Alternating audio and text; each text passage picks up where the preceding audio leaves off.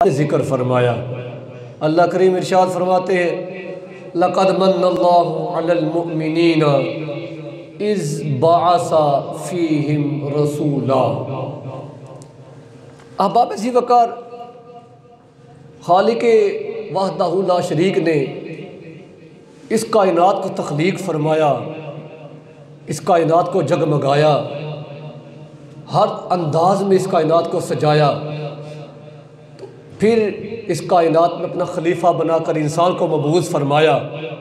حضرت آدم علیہ السلام تشریف لائے، خلیفۃ اللہ بن کر آئے۔ تو خالق کائنات نے کائنات تخلیق کرنے سے لے کر اب تک قیامت تک خالق کائنات نے کسی احسان کا، اس کے احسانات ہیں یہ انسان کے اوپر، صرف انسان آ جاتا اور اس کے علاوہ اللہ کریم اس کے اوپر کوئی اور انعام نہ کرتا تو وہ انسان ویسے ہی زندہ مر جاتا، وہ پیدا ہوتے ہی مر جاتا، اور خالق کائنات کی دوسری نعمتیں اس کی شامل حال نہ ہوتی۔ تو اللہ کریم نے انسان کے اوپر بے پناہ انعامات کیے، بے پناہ اس کے اوپر نعمتوں کی بچھاڑ کر دی۔ خود خالق فرماتا ہے وَإِن تَعُدُّوا نِعْمَةَ اللَّهِ لَا تُحْصُوهَا، اگر تم اللہ کی نعمتوں کو شمار کرنا چاہو تم بیٹھ جاؤ، شمار کرنے کے لیے بیٹھ جاؤ، جن و بشر کو ساتھ ملا لو، جنات کو ملا لو، جو غیب جو آپ کو ایسی خبریں دے گے جو آپ نہیں جانتے ہوں گے، اور بیٹھ کے اس کی نعمتوں کو گننا شروع کر دو۔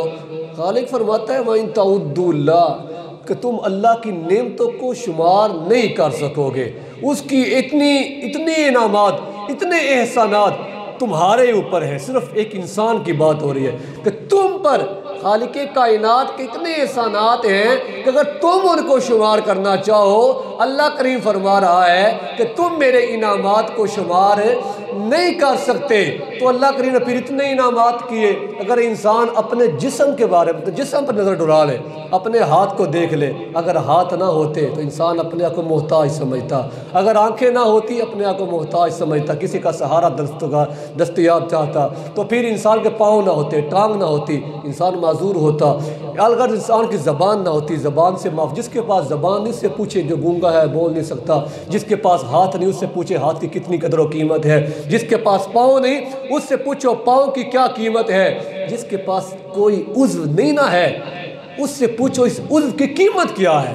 وہ تمہیں بتائے گا کہ اس عضو کی کیا قیمت ہے، کیا اس کی ویلیو ہے۔ تو خالق کائنات نے اتنے انعامات فرمائے انسان کے اوپر بے پناہ جو ہے فَبِأَيِّ آلَاءِ رَبِّكُمَا تُكَذِّبَانِ، کہ تم اپنے رب کے کس انعام، کس نعمت کا شکر ادا کر سکتے، تم اللہ کی نعمتوں کو شمار بھی نہیں کر سکتے اور اس کی نعمتوں کو جھٹلا بھی نہیں سکتے۔ یہ خالق فرمایا اتنی نعمتیں کی، کسی نعمت کا ذکر نہیں فرمایا کہ تمہارے اوپر احسان کیا، اور ایک واحد ذات محمد کا تشریف لانا۔ اللہ فرماتا ہے لَقَدْ مَنَّ اللَّهُ عَلَى الْمُؤْمِنِينَ إِذْ بَعَثَ فِيهِمْ رَسُولًا، اللہ کریم فرماتا ہے میں نے ایمان والوں کے اوپر بہت بڑا احسان فرما دیا۔ کائنات والوں کا نام نہیں لیا، نہ ہی کفار کا کہا، ایمان والوں سے کہا، اور منافقین سے بھی نہیں کہا، کہا اہل ایمان کے اوپر یا ایھا الذین آمنوا صلوا علیہ وسلموا تسلیما۔ درود پاک پڑھنے کا بھی حکم دیتا ہے تو اہل ایمان کو حکم دیتا ہے کہ تم پڑھو، منافقوں سے بھی نہیں کہا، کفار سے بھی نہیں کہا، کہا تو اہل ایمان سے کہا۔ اہل ایمان ہوتا ہی وہ ہے جو حضور کی ذات کے ساتھ کامل محبت کرنے والا ہوتا ہے۔ پھر اللہ نے فرمایا ایمان والو تمہارے اوپر احسان کیا کہ تم اس احسان کو جانو گے کہ یہ واقعی احسان ہے، باقی تو اس احسان کو پہچان ہی نہیں سکیں گے کہ وہ کون سا انعام ہے، وہ جب ایمان ہی نہیں رکھتے۔ جب ایمان والا اس چیز کے بارے میں سوچے گا کہ خالق فرما رہا ہے کہ میں نے احسان کیا ہے، تو پھر وہ سوچے گا اللہ کریم نے بے پناہ احسانات کیے ہیں کہ اب کون سا ایسا احسان آ گیا جس کو جتلانے کے لیے خالق کائنات نے قرآن کی آیات کا نزول فرما دیا۔ اللہ کریم فرماتا ہے اِذْ بَعَثَ فِيهِمْ رَسُولًا، جب ان کے درمیان،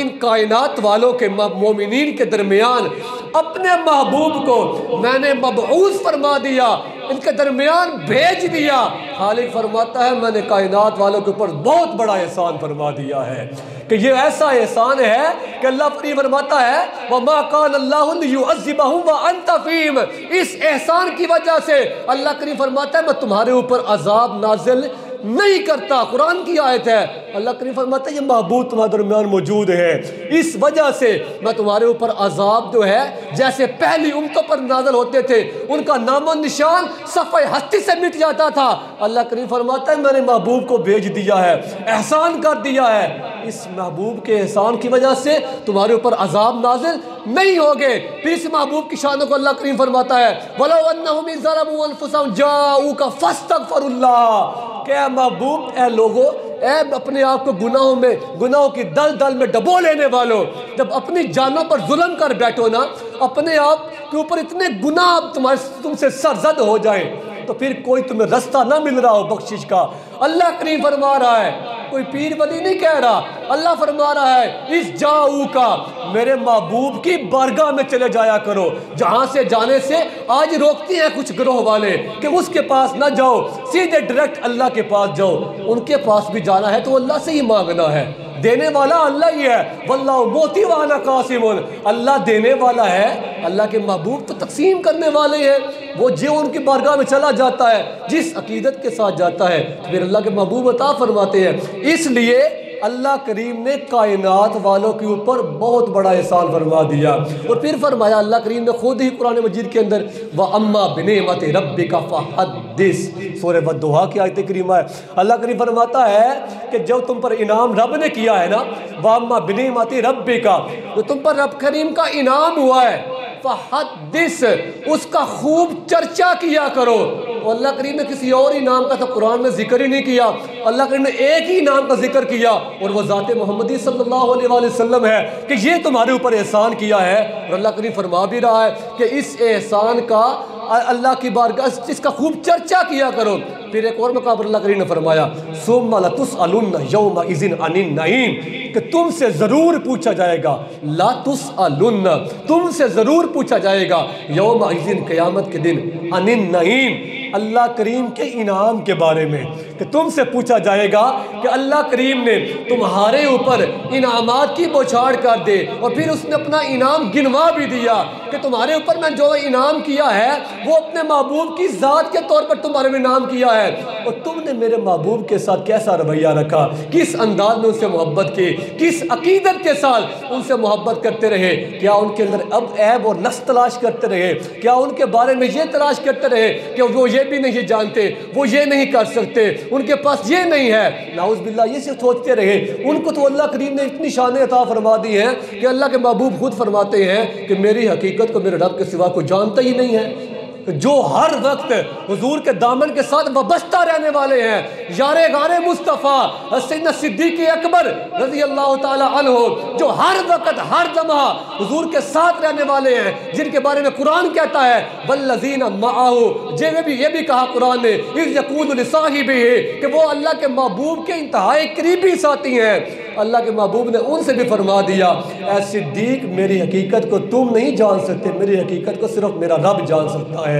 وہ شانوں والے محبوب، وہ شانوں والی ہستی جب اس کائنات میں جلوہ گری ہوتی ہے تو اس کائنات کا نقشہ ہی بدل جاتا ہے، اس کائنات کے تیور ہی بدل جاتے ہیں، اس کائنات کا انداز ہی بدل جاتا ہے۔ اللہ کریم جب اپنے محبوب علیہ السلام کو اس کائنات کے اندر آپ کی جلوہ گری ہوتی ہے، سیدہ آمنہ رضی اللہ تعالی عنہ، میرے کریم آقا علیہ السلام کی والدہ ماجدہ، آپ فرماتی ہیں جب کریم آقا علیہ السلام آپ کی تشریف آوری اس کائنات کے اندر ہوتی ہے، 11 ربیع الاول کی رات ہے، رات فخر کرتی ہے کہ کاش میرے اندر تشریف لائیں، دن یہ کوئی سوچ رہا ہے کہ کاش میرے اندر تشریف لائیں، دن کے وقت تشریف لائیں، تو اللہ کریم نے بھی ایسا وقت منتخب فرمایا، رات بھی رقص کر رہی ہے، دن بھی رقص کر رہا ہے، سحر کا وقت ہے، رات جا رہی تھی، صبح آ رہی تھی، اللہ کریم نے اس وقت میرے کریم آقا علیہ السلام کی اس کائنات کے اندر آپ کی جلوہ گری ہوتی ہے۔ حضرت سیدہ طیبہ طاہرہ سیدہ آمینہ رضی اللہ تعالی عنہ آپ فرماتی ہیں کہ جب کریم آقا علیہ السلام اس کائنات میں جلوہ گر ہوئے تو اللہ کریم نے نہ وہ دور میں لائٹیں تھی نہ روشنیاں تھی، وہ اپنے دیوے جلا کے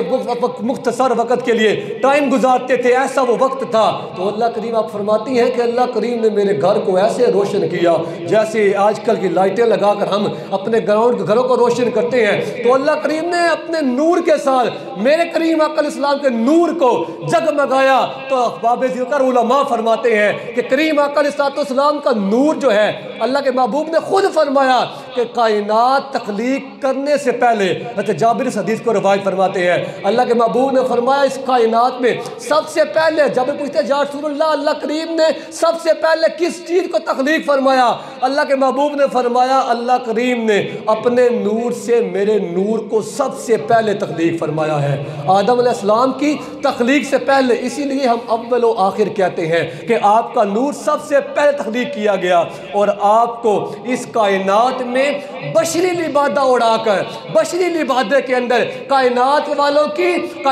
کی اصلاح کے لیے اللہ کریم نے بشری لبادے کے اندر آپ کو مبعوث فرما کے کائنات والوں کے اوپر احسان فرما دیا اور کہا کہ اے کائنات والوں تمہارے اوپر اتنا بڑا احسان کر رہا ہوں، اس